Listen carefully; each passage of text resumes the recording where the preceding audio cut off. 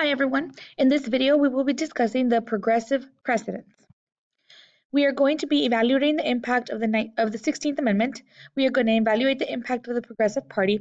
We will also identify the role of government in the establishment of the National Park System, and we are going to describe the Antitrust Act and the Pure Food and Drug Act, and also the Federal Reserve Act. When we are finished, you will have the opportunity to research the progressive precedents and evaluate their performance using the Progressive Precedents Report Card. Okay, let's start with the first progressive president, Theodore Roosevelt. So Theodore Roosevelt is a Republican president, and he served from 1901 to 1909. A little background on him: he was very sickly as a child, but he built up his strength by participating in sports and also hunting. He was very outdoorsy. He had a lot of political experience before becoming president. He was police commissioner of New York City. He was also a rancher in Dakota, and he was cavalry commander for the U.S. Military. And he was also governor of New York. He became president after McKinley was assassinated because he was the vice president. So, a couple of interesting facts about Teddy. He was the first president to play tennis. Like I mentioned, he was very sporty. His voice was also the first to be recorded, and he was the first to ride in an airplane and a submarine. President Roosevelt was also a master of the art of jiu-jitsu. He was the first president to travel outside of the United States while he was in office, and he lost a little bit of sight in his left eye from a boxing injury that he sustained. And the teddy bear was named after him. The story is that when he was out hunting, he couldn't find a bear to kill, and he was disappointed. So someone that was with him decided to tie up a baby bear to let the president shoot it, and he didn't think that was very sportsmanlike, and that wasn't the right way to hunt, and he refused to shoot it. So the story was shared all over the United States, and an American toy maker made the very first teddy bear after President Roosevelt. Okay, so let's talk about his time in office. President Roosevelt was able to negotiate one of the biggest, the ends to the biggest strikes in the country. The coal miners had gone on strike in 1902, and they threatened to have winter without coal in the country. So Roosevelt brought representatives from both sides, the coal miners and also the owners of the coal mines, to negotiate. And when they couldn't reach a negotiation, Roosevelt threatened to use the federal troops to take over the mines and run them because he didn't want to risk having the country not have access to coal in the dead of winter. So through his tactics, he was able to negotiate an end to the strike, and he received credit for this. So President Roosevelt is known as a trust buster. He believed that there were good trusts and bad trusts, and he went after those trusts that he thought were bad and were taking advantage of consumers or their competitors. And he broke them up. So as an example of some of the trusts that he went after include the railroads and Rockefeller Standard Oil Company. He thought they were too big and too abusive. So when President Roosevelt ran for office, he talked about giving the American people a square deal. And the square deals are essentially progressive reforms that his administration supported. He believed in a limited laissez-faire approach to the economy, and his square deal included the three C's: control of corporations, consumer protection, and the conservation of natural resources. So he protected consumers through the Meat Inspection Act of 1906 and the Pure Food and Drug Act of 1906. The Meat Inspection Act allowed the government to go into the meat packing industry and inspect the meat that was being sold to customers. And he also, through the Pure Food and Drug Act, allowed the government to regulate the preparation of foods and the sale of medicines.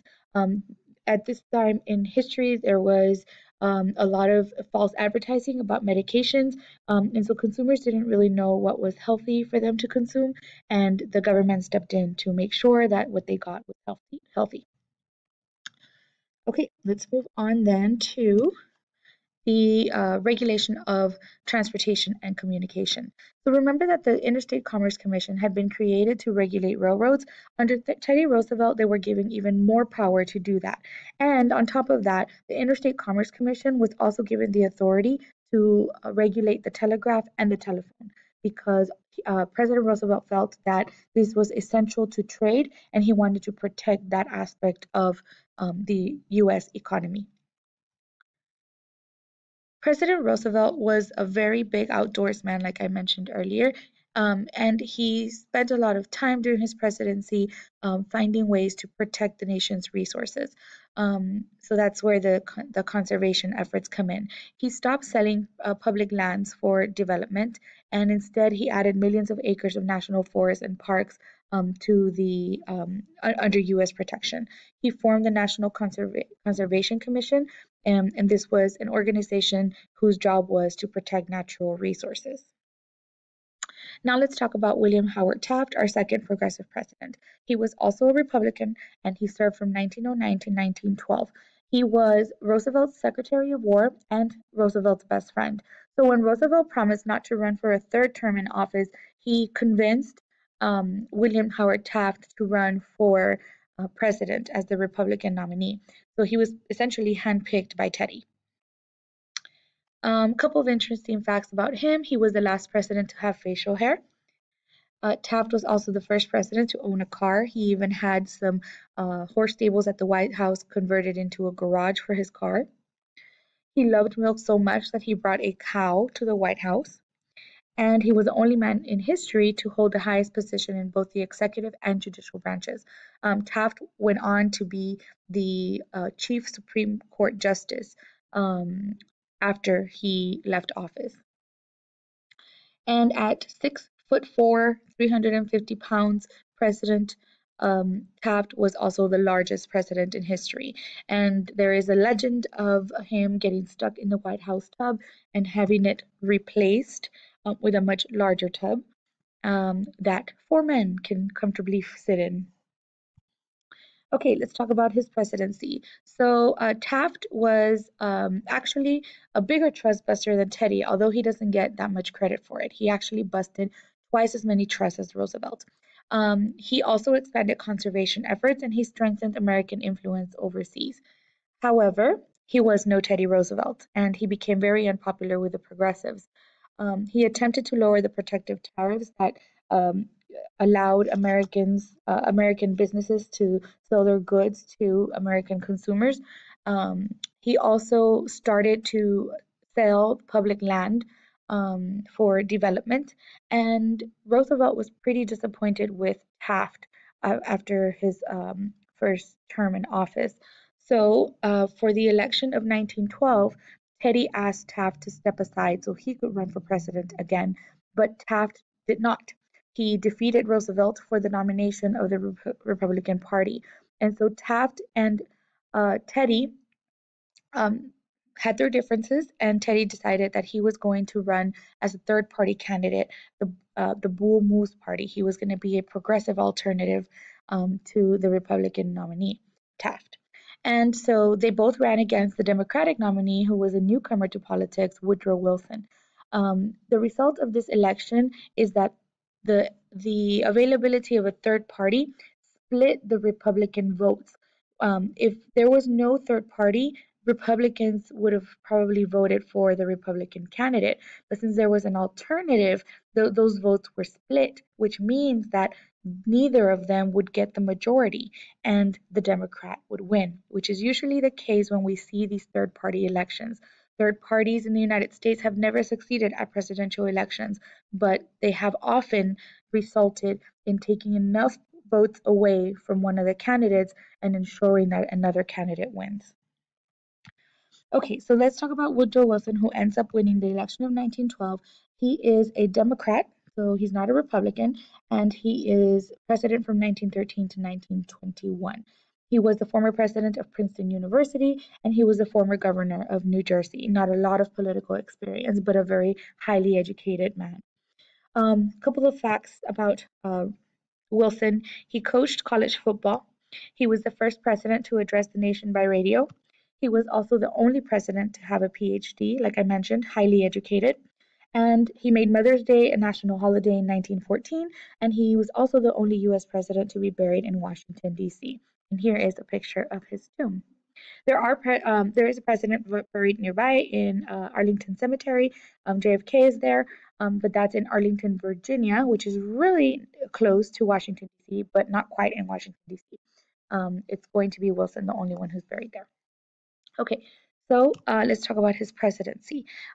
Wilson promised Americans new freedom, and basically, it's a campaign promise of progressive ideals that he wanted to um, accomplish during his presidency. He attacked what he called the triple wall of privilege. These are organizations that took advantage of the American people, and they include trusts. He also attacked tariffs, and he attacked high finance, which is the banking industry. As far as conservation efforts under President Wilson, we installed the National Park Service. So what this does is bring 40 existing parks and monuments under federal protection and makes it illegal to deface or pollute or litter in any of these areas. Wilson believed in conserving the natural scenery, historic objects, and wildlife so that the American people could enjoy them.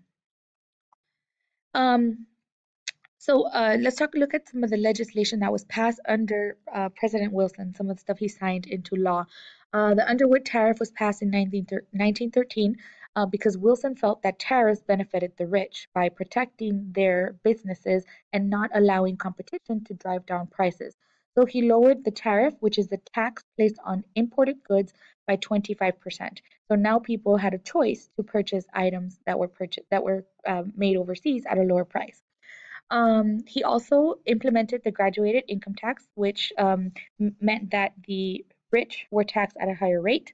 The 16th Amendment was passed under Wilson, giving Congress the right to tax individual income, and it was America's first income tax. So the IRS was created as a result. The, Wilson's legislative record also includes the Federal Reserve Act of 1913.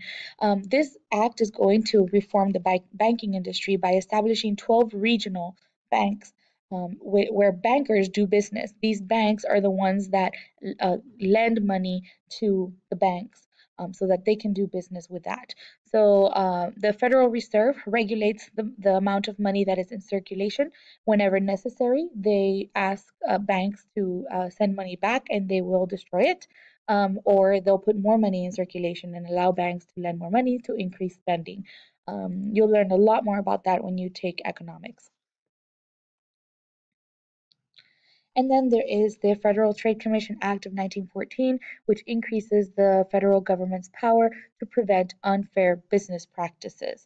So President Wilson did believe in heavy regulation for businesses in order to protect consumers and also small businesses. Wilson was also big on labor reforms. Thanks to the Triangle Shirtwaist tragedy in 1911 that killed 146 garment workers, a lot of Americans had become sympathetic to the plight of workers.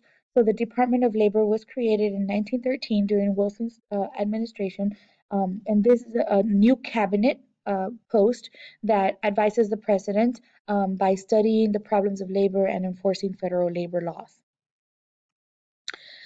Wilson busted trust as well. He signed the Clayton Antitrust Act in 1914. And there was a provision in the act that prevented courts from using laws for restricting unions.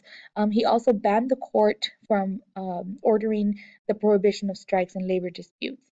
And in 1916, he enacted the Child Labor Act, which prohibited the sale of goods that were created by child labor in interstate commerce. And unfortunately, this was overturned by the United States Supreme Court 2 years later. But as you can see, Wilson was very open to reforms that helped the workers of the United States. Okay, that brings us to the end of the lecture. If you have any questions, bring them to class, and thank you for watching.